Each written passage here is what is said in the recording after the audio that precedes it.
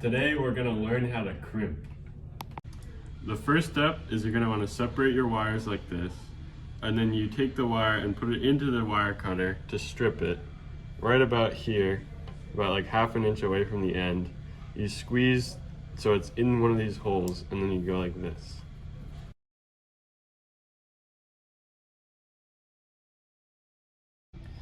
The goal of crimping is to get this thing onto here.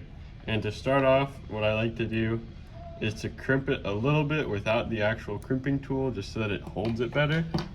And then what you're gonna wanna do is you're gonna slide this into here, and then you put this into the crimping tool.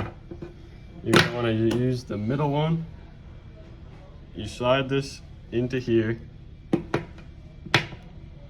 and then you crimp it.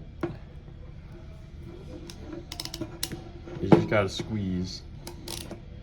It may take a few tries, but once you get it into this part and then you crimp it, this part will be a little harder, and it looks like this. That's pretty good. That's right. And then we gotta do that again.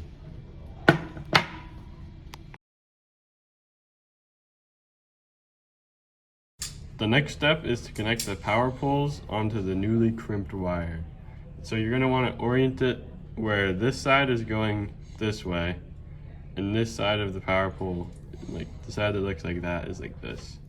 And then you put it in and push it till it clicks, and then you're good. Normally it doesn't work as easily as that, but I don't know, sometimes it does.